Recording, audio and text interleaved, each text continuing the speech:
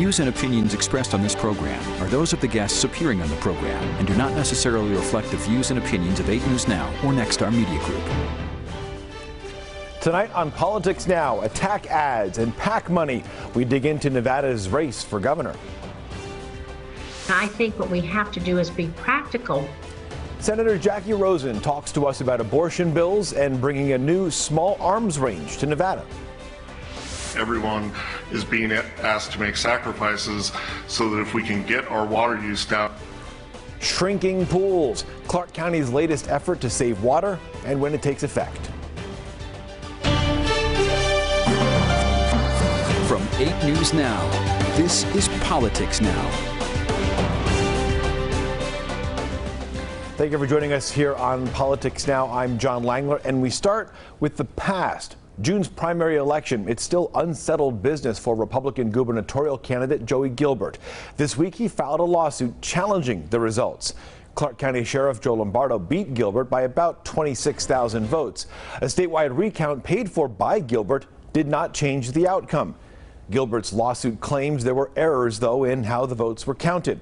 He also claims he won by a wide margin. However, his campaign has not offered any proof to back up its claims. Republican Senate candidate Adam Laxalt, meanwhile, has hired a new communications director, Courtney Holland. This is the first campaign Holland has worked on, and she has a big online following. Holland was an organizer of protests outside the Clark County election headquarters, which claimed the 2020 election was stolen. She was also at the Capitol on January 6th last year at the rally for former President Donald Trump. Holland did not go inside the Capitol, and she hasn't been charged with anything. Nevada Senator Jackie Rosen recently announced a new training range for the Nevada Army National Guard. This week I spoke with her about that and abortion-related bills, as well as mental health. Let's first of all start talking with a measure that has been introduced with regards to Hawthorne and training. I know it's been an effort to try and not only help military personnel find places to live and that sort of aspect of life, but just the idea of keeping the training and what Hawthorne means to Nevada. Talk about this measure and where things stand. Well, I can tell you I'm so excited about the new small arms training range. It's going to be built at Hawthorne Army Depot. And let me tell you why. I meet with the National Guard all the time. For those folks who are listening who don't know, National Guard, they help us with the wildfires every single season. Of course, a lot of people have seen them during COVID. They help with our COVID response up and down the state. But they also get deployed. Right now, we have Nevada National Guard in Kuwait and throughout Europe. And so it's important that they maintain their proficiencies. And we didn't have a training range for them to do that. They had to travel out of state. It was costing the Army $500,000 to $600,000 a year, and they didn't have anything on the books to build something in Nevada till about 2030. One area where there hasn't been a whole lot of agreement is the issue of abortion on Capitol Hill. The House has done what it has tried to do. I know you in the Senate and Senator Cortez Masto have worked with other Democrats as well to try and overcome what the removal of Roe v. Wade and the overturning has done. Nevada being where it is, close to Arizona and Utah, you're expecting a lot of women to be coming here to get that care. Mm-hmm. What kind of discussions, where do things stand to try and get something done from your point of view on the Senate floor? Well, I can tell you that Republicans have selfishly blocked Catherine Cortez Masto's bill to allow women to travel free of fear to seek the medical care that they may need. They blocked this bill. I'm a co-sponsor of that bill with Senator Cortez Masto. Women across this country should be able to travel freely to seek medical care or honestly for any other reason. And so the Republicans, they want to implement a nationwide abortion ban. They want to restrict women's right to travel. I would say not just for abortion care, if they're going to check every woman who's traveling, I think that we should all have a problem with that. There's another bill to try and potentially expand the Supreme Court. It's a conservative court, as you know, speaking of Roe v. Wade. Is there a concern on your end if this actually does go through? You know, this is a lot of Democrats want this. After the midterms, if all of a sudden the Senate isn't in control of the Republicans, the House gets flipped, your Democrats might end up in more of a on the back foot than they were before. Well, I can tell you that I don't support that. We don't have the votes for that right now. And I think what we have to do is be practical. Women are suffering right now, and I can point to story after story after story of women seeking health care for a miscarriage, ectopic pregnancy. There's cases of rape or incest. People are going to the hospital. Critical care needs are really important. And more broadly, women should have the choice to make their own reproductive health care decisions. And so what we have to do is put our head down, be practical, see what we can get past now.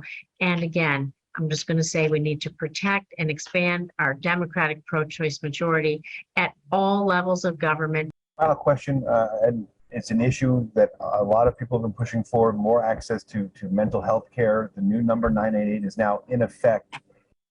What are the benefits and what kind of a level, what kind of work has been done at the federal level from the Senate's point of view to get this done? Well, I can tell you I'm so proud to see the 988. I'm going to repeat that 988, that number to come to fruition. We subsidized that with funds from the American Rescue Plan. I was glad to help bring forward that funding. We used to have a 10-digit number, hard to remember. And if someone's in crisis, and if anyone out there is listening to me and you're in crisis now, you can dial 988. You're going to get connected to someone in your community, someone who will listen. You can get the support and help you need. We want to help save your life or the life of someone that you love who you know is in distress. We have the full interview with Senator Rosen on 8newsnow.com. Republican gubernatorial candidate and Sheriff Joe Lombardo in Clark County, he calls the latest attack ad against him anti-police. It features the family of a Metro police officer who died from COVID-19. Joe Lombardo refused to give my husband the line of duty honors he deserves. Joe Lombardo didn't even come to the funeral. So this ad that you're looking at right here, the spot was paid for by A Stronger Nevada, a PAC backed by the Democratic Governors Association. Now, the Metro officer you're seeing on the screen there died from COVID-19. Metro ruled, though, it did not count as an in-line of duty death, so benefits were not extended to families. Lombardo's campaign says anytime Metro loses an officer, it is devastating. However, the campaign adds changing the decision from Metro's board would be committing fraud. A pro-Lombardo PAC, meanwhile, is getting a lot of money from Las Vegas businessman Robert Bigelow. He contributed $3.5 million to A Better Nevada with the goal of defeating Governor Sisolak. Bigelow had to lay off workers at his aerospace facility in North Las Vegas during the coronavirus shutdowns. More steps are being taken to limit water being used from Lake Mead. And this week, Clark County commissioners approved a Las Vegas Valley Water District plan limiting the size of new swimming pools. Jeremy J. Ford explains the changes.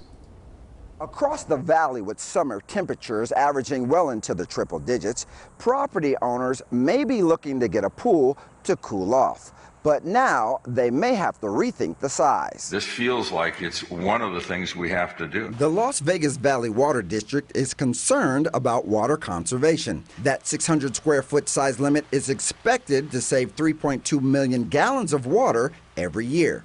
John Ensminger oversees the Water District and the Southern Nevada Water Authority. No one industry is being singled out. Everyone is being asked to make sacrifices so that if we can get our water use down to that 86 gallons per capita. Right now, the Water District argues many pools in the valley exceed 3,000 square feet and are just for looks. Kevin Kraft of Aussie Craft Pools makes his money building luxury pools. He tells me there's a better solution to the problem, which includes a conservation fee that could be paid.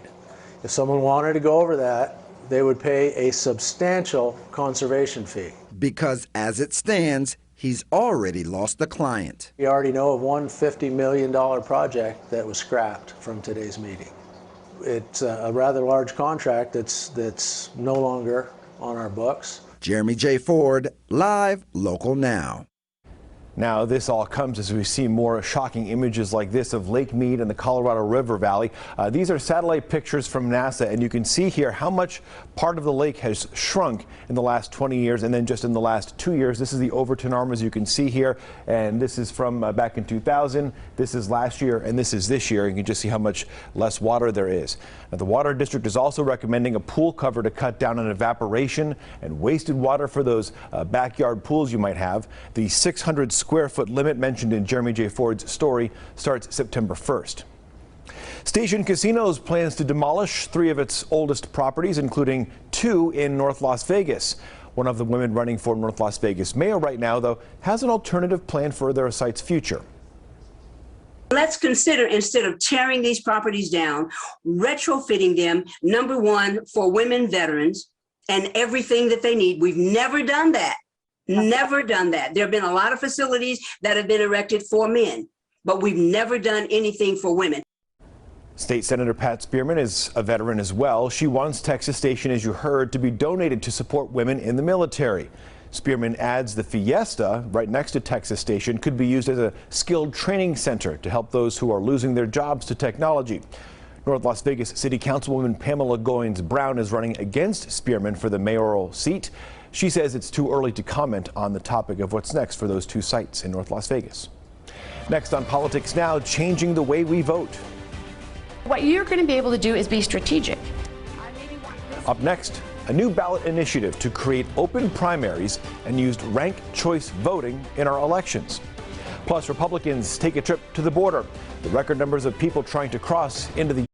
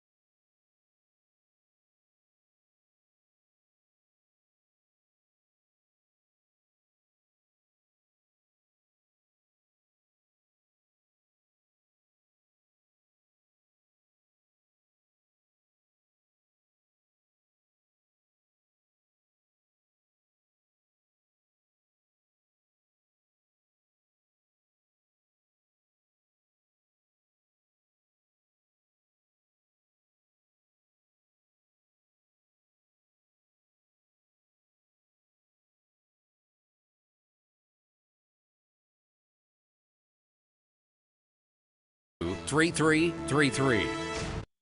Welcome back to Politics Now. A ballot initiative in front of voters in November would change how our elections are run in Nevada. It would create an open primary and ranked choice voting. So how does that work? Here's a quick explainer. First, it creates an open primary, meaning you can vote for anyone on the ticket. Right now, you can only vote for Republicans if you're a Republican or Democrats if you're a Democrat. The top 5 would then go on to the general election. In the general election, you would rank them 1 through 5. If someone gets more than 50% in the general election, they win. If no one gets 50%, it goes to an instant runoff. The candidate with the fewest votes gets eliminated. Their second choice gets their votes, and that continues until someone has 50%.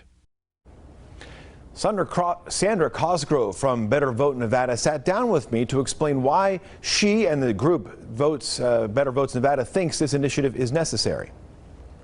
One of the challenges I think that some have suggested with elections, and one of the reasons Nevada Democrats went to the primary instead of the caucus, for example, confusion and just trying to make it easier for voters to choose who they want. Would you say what you're describing makes it easier? I would think so, because we're giving us a streamlined ballot. You're not having to worry how I register vote. You're just registered to vote. We're going to treat you the same way as every other registered voter, one ballot. And then we're allowing you to be strategic in the general election, not the political parties. But technically, you only have to pick one. You can say one.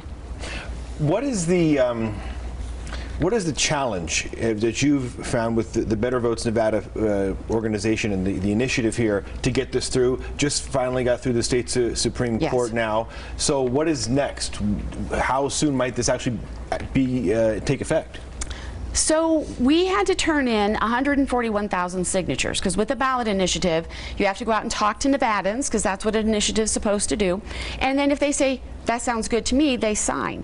We turned in 266,000 signatures. So when we were talking to people and gave them the explanation I just gave you, they said, let me sign that. So we know we already have a lot of support. The problem is that the Democratic Party sued us in court because they didn't want to change things, and political parties like the status quo. And so that's not surprising to us. The Nevada Supreme Court ruled in our favor. Now what we need to do is do exactly what I'm doing right now, is get the word out. We prevailed. We had enough signatures. You know, we're going to be on the ballot in November. We need people to vote yes. Is there a benefit to going? I'm not saying it's exactly the same. I acknowledge that. Right. But just having more people involved in the electoral process for longer, beyond the primary. Yes, we want, and our turnout for this primary in Clark County was 23%. That's not consensus. We want more people being engaged. So we're looking at, again, different countries that use this process. Alaska's using it right now. Maine has been using it. They do have more people showing up because now my candidate made it through. Because what we see is that if your candidate doesn't make it through the primary, you're like, well, I didn't like those two. What do I care? Now, if your candidate made it through, you're more likely to be engaged, and candidates are more likely to say, all right, I was number 5, I'm probably not going to win. I know you're number 1. I have voters that really like me. If you would maybe take one of my ideas, I could tell my voters to make you their number 2. But isn't the whole idea of the primary to sort of sort that out so that at the general election you can at the end of the day find consensus versus keeping a whole bunch of candidates strung along through until the general election? So a lot of people will tell you the purpose of a primary is to pick the nominees for the political parties. That is not true. If you, again, the nonpartisan races, if somebody gets 50% plus 1 in the nonpartisan race, they just got elected. We now have a new sheriff. Right? So we're not using the primaries for that. But even in the partisan races, there was a law passed in 2015, it's SB 499, and it says if only one party fields candidates in a partisan election, whoever wins in that closed primary is the candidate. And so we are electing people even in the closed primary. And so what we're saying is we think the political parties are controlling the primary too much. And we want to have more people being able to participate. We want more candidates to also go forward. Because we've got 1.7 million voters in Clark County. 2 people are actually going to represent that? We don't think so. Now, if you want to know more about the initiative, it's a lot to digest. You can watch the full interview there on 8newsnow.com. Democrats have formed a group called Let Nevadans Vote opposing this measure. It calls the changes complicated and confusing. Now, since this is a constitutional initiative, it would have to be approved by voters this year and then again in 2024. Potentially, it would take effect in 2026. Next on Politics Now, saving same-sex marriage, the push in Congress to put the right to marry whoever you want into law, and how it follows Nevada's example. Plus, President Biden has tested positive for coronavirus. I'll tell you everything we know about how he's doing. I'm Hannah Brandt in Washington.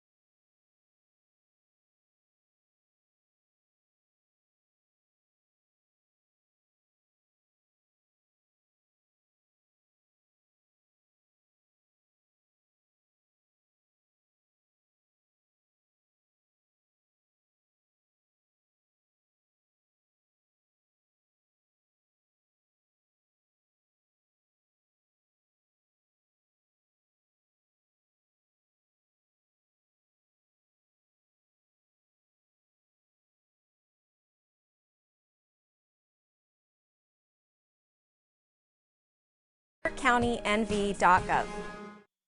You're watching Politics Now. A Nevada prison warden has resigned 2 months after the 8 News Now I-team exposed a riot covered up by the Department of Corrections. William Hutchings stepped down as warden of the Southern Desert Correctional Center up in Indian Springs.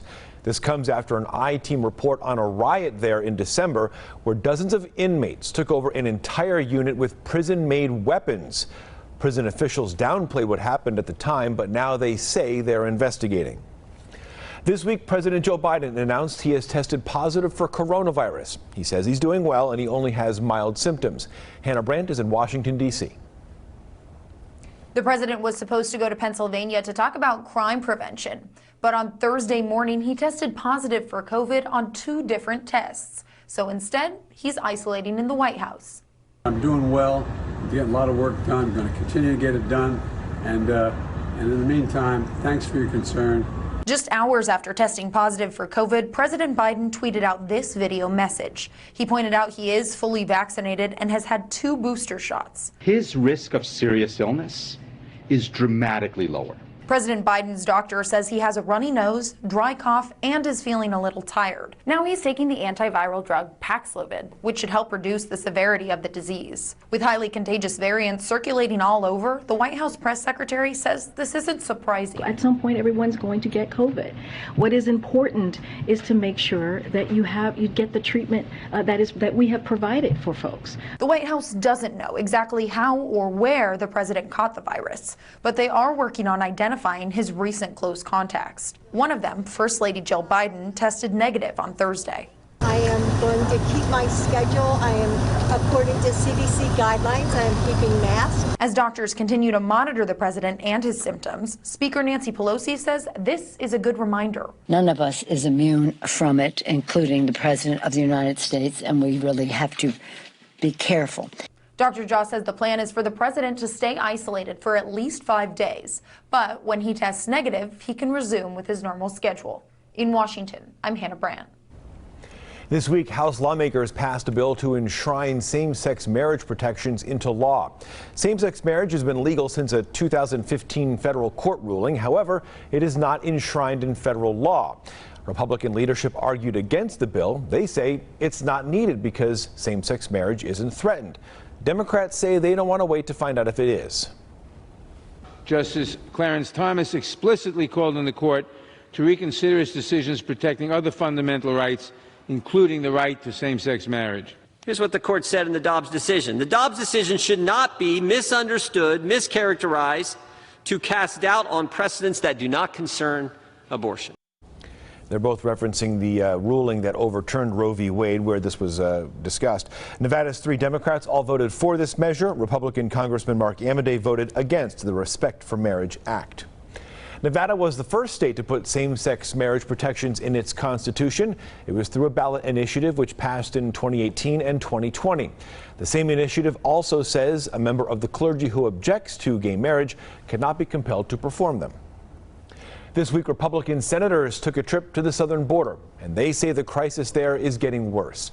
Texas Republican Senators Ted Cruz and John Cornyn say it's just not safe for Border Patrol right now, and they say the agency is understaffed compared to the migrants who are making the journey. And it's dangerous. It's dangerous not only to the migrants that sometimes become injured or sick and die en route to the United States, but it also provides a channel of illegal drugs. I'm from South Texas. I don't see an invasion. When I go home, I'm not afraid. I don't think we're going to be invaded. Democrats say Republicans are painting the wrong picture. Republican senators are putting pressure on President Biden to change his border policies and visit the region himself. Supreme Court justices denied a Biden administration request to continue with its immigration enforcement policies as a lawsuit continues. The policy in question sets enforcement priorities for the Border Patrol on people with serious criminal convictions and recent border crossers. Texas and Louisiana sued to block it. However, the Supreme Court agreed to take up the case in December. New curfews in downtown Las Vegas. Next on Politics Now, when the city could vote on putting a new curfew at the Fremont Street Experience.